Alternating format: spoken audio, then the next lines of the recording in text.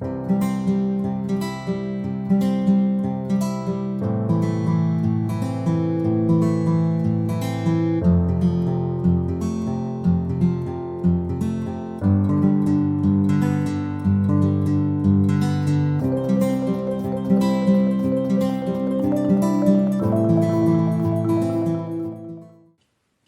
you, Steve. Again, my name is Stephen Kaplan. I've been coming here to Unity for a number of years now, off and on. I grew up here in Augusta, went to Georgia Tech to study chemical engineering, practiced as an engineer for a number of years in industry, ran a business here in Augusta for a while, and now I'm helping people learn forgiveness and raise their vibration and other things. And it's really an honor for me to be able to be here and to speak with you today, and I really appreciate it. Thank you. And today I want to talk a little bit about co-creation.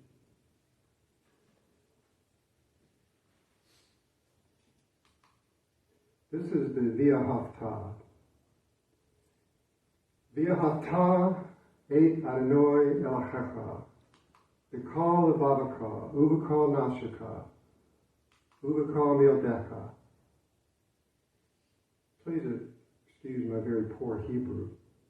This is the translation from the Torah, Deuteronomy. And thou shalt love the Lord thy God with all thy heart, with all thy soul, and with all thy might. Now this is a prayer that I learned at a very young age, so I'm very familiar with it.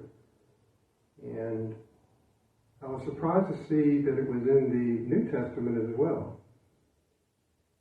And of course, since I knew it, I was surprised that it seems to be misquoted. This is from the New Testament, Matthew. Thou shalt love the Lord thy God with thy whole heart, with thy whole soul, and with thy whole mind. Now, apparently this is Jesus speaking here. We had a little discussion in the book study about, well, what is it that he really said? I mean, there were no recording devices back then, no iPhones or anything that you could capture people talking or view them. So what is it he really said? I don't know. And I am not a Bible expert. Know very little about it. But the first quote comes from the Old Testament. And I have a copy here. This is a copy of only the Old Testament, and it is translated from the Hebrew. Now, Hebrew was the original language that the Israelites practiced, and those words were carried around with them on these scrolls, particularly the first 5 books of Moses. You may be familiar with them. So those words were present when Jesus was born, and the New Testament didn't exist, as you know, because it's all about him. So if Jesus was quoting this, he would be quoting from the Torah, which I think he was. So what's correct? I don't know. But it raises up the issue in my mind about the word mind and the word might, because that's the difference, if you notice. So is it might or is it mind? And for that matter, how do you define these words? So might is a kind of a complex word. It can denote strength, force, power. And in my mind, it's everything. So what Jesus, or what the commandment is supposed to be saying is you are commanded to love God with your heart, your soul. And when you say might, to me that's everything else. It's everything you've got. Now, might also in my mind is closer to the concept of will. And will is another very complex term that we really don't hear much about. We talk a little bit about free will in here, but not very much more. And yet it's a very complex word, and I've always wondered what it meant, so I did study it to some degree. But certainly might and mind are not the same thing. Now, mind could be included within might. It is part of our being. In fact, it's a very important part of our being. It's a very powerful part. We have an amazing brain. We have the ability to think. We have an intellectual capacity to do so much. We currently dominate this planet. And I believe we have limitless potential. And a lot of it has to do because of our mind capacity. But we have a little problem with our mind these days. You may or may not be aware of this, but apparently we think over 6,000 thoughts a day on average. Now that is a huge number of thoughts, and it means that we're thinking another thought every 15 seconds. We aren't doing so well with this mind that we have. We can't seem to control our thinking. Now, I have this book here. It's written by Ron Siegel, The Mindfulness Solution. And thank you, Cynthia. Cynthia shared this with me, and it's been a really very, very helpful book for me. And this guy, Ron, does practice mindfulness and help people to resolve issues. And Cynthia can do that as well. So we're very fortunate to have her here. But the way he put it, I really liked. He's talking about the mind. He says, we're too smart for our own good. In other words, we have all these capacities, but we haven't been able to control them too well, at least the way things are now. The issue is that we're compulsive thinkers. We can't stop. Now, maybe there's some people in here that are able to, but for the most part, I can't do it, and I think most people can't. We just keep thinking. And the issue that he raises up to a high degree is that we tend to focus on the negative. We regret the past. We worry about the future. And it's all the full spectrum in between. Gets us very upset sometimes. Now, I have to admit, the first time I read the book, I read this particular section, I didn't agree with him. I said, no, I go to Unity and we think positive thoughts, right? But to be honest with you, the second time I read it through a few months later, maybe a year later, but I said, well, if I really pay attention to my thoughts, he's right. I am thinking negative. I will latch on immediately to the negative side of just about anything. And sometimes I can pull myself out of that negative perception, but sometimes I'm stuck in there for a minute, a day, sometimes weeks. It can be very difficult, and especially when you turn around and look at it and say, well, I kind of created that reality. So, it's not that the mind is terrible or bad, it's just that we need to work with it. And the really interesting thing is the will is what we would use to assist us with this process. And by the way, we are doing it. I'll talk more about that in a few minutes. But the will is actually something that can be in opposition to the mind. And that's what it's supposed to be. The will is our director. It's our executive function. Everything that we do is directed by the will. And as I mentioned, free will, we have that. It's a real blessing, more or less. So will is also the function of choice. You choose. And we're talking about creating reality. I'll talk more about it in a few moments, but your choice is very important there. And the other aspect that's really important is the ability to self-observe, to step back and view yourself and what you're thinking. A few more qualities of will. Will can be equated with discipline and control, with developing patience, developing concentration and attention, initiative, creation, synthesis.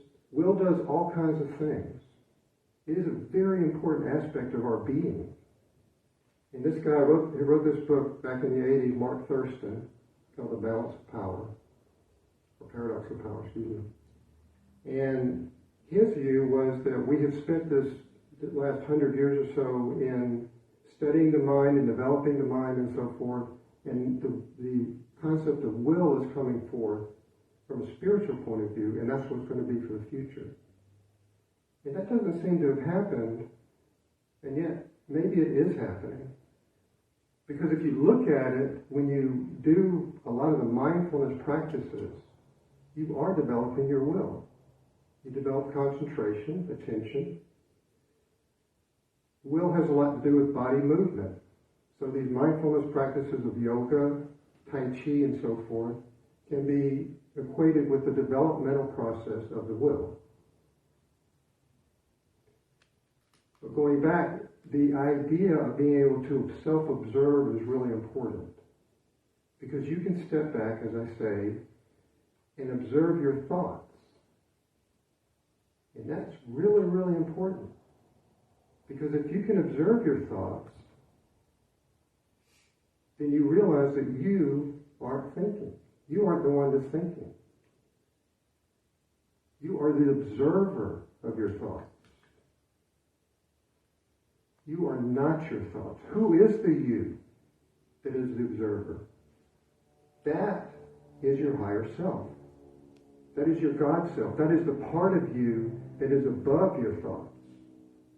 Now, if you choose that, or you can choose to not see it that way.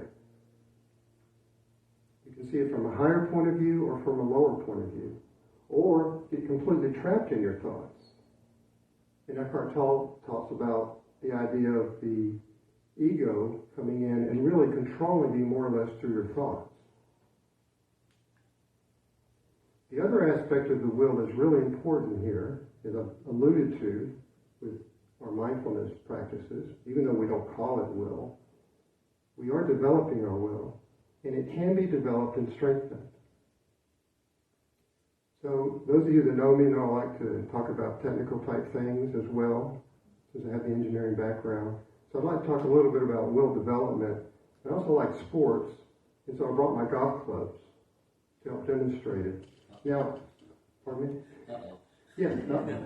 So I brought my clubs, and I have a ball. I'm not going to, don't worry, I'm not going to hit the ball, okay? All right. But I do want to tell you a little story about it. Now, I grew up in this area, so we're a golf town, and from a very young age, I was trying to play golf. But I didn't have anybody in my family or that I knew that really knew much about golf. So I had a club, and I would just go follow the ball around the front yard. And I more or less did that for many years and never really, I couldn't swing very well because I knew how to play baseball. So I was trying to swing the golf club like a baseball bat, and it doesn't work. Not well. I never really had a set of clubs till I was in college, and then we would go out and play as a group, but just for fun. And when you play golf like that, every once in a while you hit a good shot, so then you come back and do it again. But most of the time you're spent following your ball around the fairway, trying to find it. So you have these different colored balls so you can really find them. So I never was really very good at it. But then my youngest son, not too long ago, decided he wanted to learn how to play. So we got him a set of clubs, and I said, let's do it right. Let's take a lesson. And so I'd never taken a lesson before. So I'm on the driving range with this teacher and learned a number of things from the teacher. And you're supposed to hold the club a certain way. You're supposed to address the ball a certain way. And you're supposed to swing. And I'm not going to take a full swing in here, again, because I don't want to break anything. But you can learn how to do the swing. And she taught that. She's a very good teacher. And then all of a sudden, about 2 or 3 lessons into it, I started hitting the ball really well. And if you've ever watched professionals, they do. I hit the ball and it went in a really good trajectory and landed like near a pin. And then I did it again and again and again, and the ball kept going to the same spot. And eventually she looked, she says, "Are you sure you're not a really good player?" And I said, "No, I've never done this before." And so I did that, and it continued for the 4 or 5 lessons we took. This was a group lesson thing, so she really wasn't watching me the whole time. But so we go on the golf course. I tried to do the same thing. And so I did hit a few good shots, but after a while, guess what? My mind took over and said, "No, you're not a very good golfer. That was a fluke." And sure enough, I couldn't do it. Not consistently like that. And I really wasn't aware at the time, but what was happening is as I was learning how to play the right way, how to swing the golf club the way it should be swung, I was developing my will to play the game. But when I tried to do that, my mind took over and said no. Now, I don't have the will to continue that process, because if I really wanted to do it, it's talking about hours and hours and hours spent, and I've got other priorities in my life. But if I chose to, maybe I could become a good golfer. It's really that. It's a choice, isn't it? But also to realize that you have the ability to use your will to develop yourself, and as you do that, you develop your will. Now, I believe this is really important. I'm not going to get into this too deeply, but the fact is that there are people in this world that have a very, very strong will. And the thing about will is that you can use it for the good or for not. And a lot of these people are not. And will is very much equated with power. So we have a lot of people out there, well, it doesn't have to take too many, who are using their power and not necessarily in a good way. And they're creating what you might call a very negative reality. So switching gears a little bit here, again, I like to talk about science. And this is a depiction of the atom. And I know you've probably seen something like this before. It's a very familiar depiction. And the center little ball there is the atom, is called the nucleus. And the little balls circling around the nucleus are called electrons. Now this is well known, it's in the industry. I used to work at Savannah Riverside. I used to see this depiction all the time. And the real interesting thing about this is it's totally inaccurate.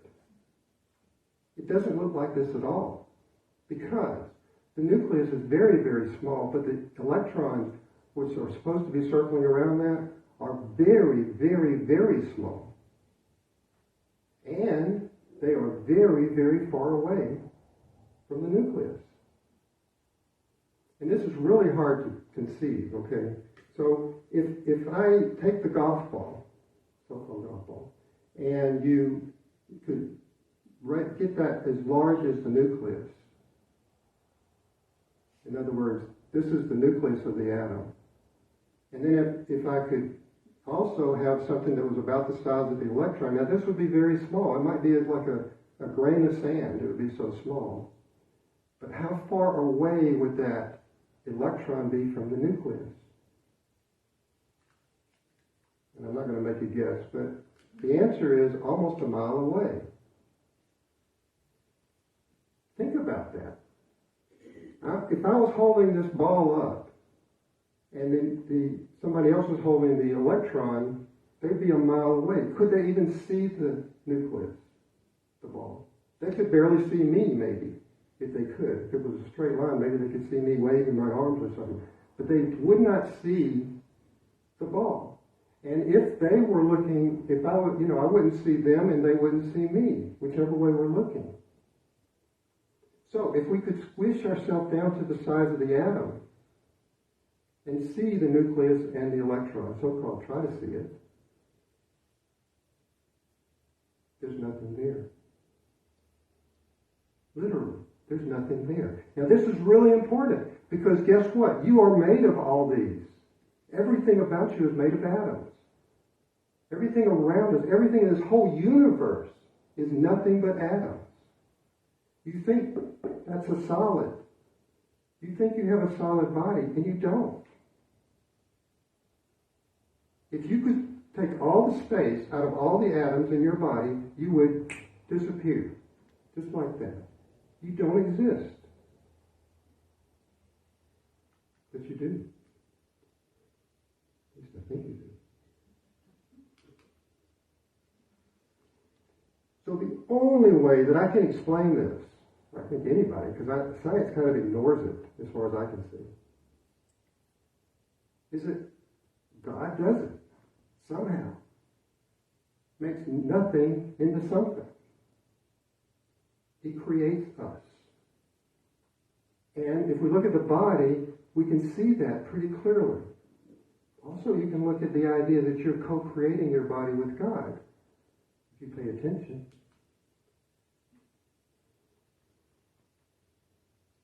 I want to say co-creating. So what are you doing to your body? Is it good or is it not? In other words, are you eating well? Are you exercising? Are you sleeping well? All those different things about your body that you're taking care of it. So you are co-creating your body with God right now. Ever since you've been alive and continuously. It never stops. You are part of that creation. And the more aligned you get with God, the better you feel. And you know that. If you overeat or you don't sleep, you start feeling it in your body and say, this doesn't feel good. And so we're going to talk about alignment here in a few minutes, but when we talk about alignment, you know whether you're in alignment or not inside you. And I like Emmett Fox's description of what is God's will for us. Because I always wondered. And he described this. God's will is something joyous and interesting and vital, and much better than anything we could think of for ourselves. So, aligning with God's will is a good thing for us. It's obviously good for our body. You can feel that. But it's good in every other area of life. It's something you would always want to do if you really realized how important it was. Now, do we realize it? Most of the time, no. We don't really think about it too much. And yet, it is so important. It's so vital for us, really. And when we get to the point of co-creating reality, wouldn't it be better that we co-create reality with something that's really good at it? God has made a perfect universe. He's made a perfect body. Your body is perfect. Now, I'm not talking about people that are having serious issues with their body. I'm talking about for the average person, we are creating and have created a body that is doing miraculous things all the time. And it's the same with the whole universe. God is the perfect creator. There's no question about that. But what are we doing with all that? We have inherited the ability to create. Because we are a part of God, we can create as God. And we're doing it all the time. As I say, with our body, but in every other aspect of life, too. And the idea of how do you do that is simple. Just ask for it. Just once a day, all you have to do. If you can remember it, simply ask for God. His will, His timing, everything to be as God wishes it to be. And then pay attention. Because if you're trying to create something, and if it's aligned with God's will, it will happen. And if you're aligning with God's will, asking for alignment, and if what you're creating doesn't happen, then it's not aligned with God's will. And you see, this is really, really good. Because If something is not aligned with God's will, we don't want it to happen. Because it will not work out well for us. Or for this planet, for that matter. We got some real serious issues because there's a lot of people out there creating a reality that is really, really dangerous. I mean, we are on the edge. We're walking a tightrope of some creations out there that are a bit scary. But the fact is, we can counter it because we are co-creating reality collectively. All of us together. And this is a really hard thing to handle. It is for me. Because we're also all one. We're all part of the same. You know, we talked about that a while back. How important oneness is. It's one of the key principles here as well. And if we all are one, then we are responsible for all creations as well. Now, I don't like that any better than anybody else because I don't want to be a part of all the negative stuff going on this planet. But no, that's not me. I didn't do that. I don't want to be a part of it. But I have to accept it eventually. If I believe that oneness is real, then I have to accept that, yes, I am part of that creation. I helped to create it. And again, this is a good thing. Because if I did, then we can help to stop it. And how do we stop it? Simply by asking for alignment with God's will. As we pray, as we project, as we visualize what we really want. And with God, all things are possible, right? Now, Jesus did a really good job with this.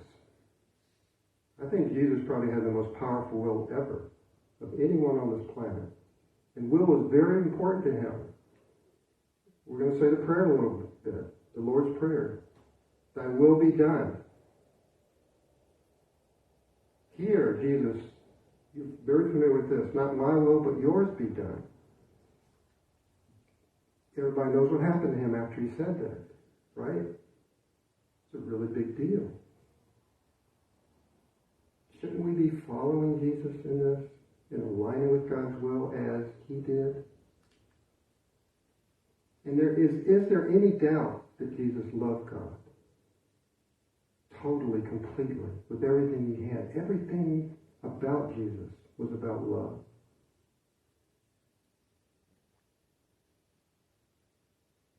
In fact, I think that this prayer that I just read at the beginning, the commandment, that thou shalt love the Lord thy God with all thy heart, with all thy soul, and with all thy might. I think Jesus, his ministry was based on that. Because think about it, everything about him was about love. Helping us to learn about love. Teaching us about that. And this, I didn't put it in the slide, but the second sentence after that, and these words which I command thee this day shall be upon thy heart. In other words, loving God with everything you've got and then put it on your heart. Do all of this with all of your heart. Aligning with God's will is loving God. With everything. Who would want to do anything else? To me, I can't comprehend anybody wanting to be different than that. When we truly love God, we have intimate access to the most powerful force in the universe. Think about that. We know that love is such a powerful force. And we normally talk about God's loving us. But when we love God back, we are integrating with that force, that incredibly powerful force called God's love. Becoming part of that. And then truly, all things are possible. This is co-creation.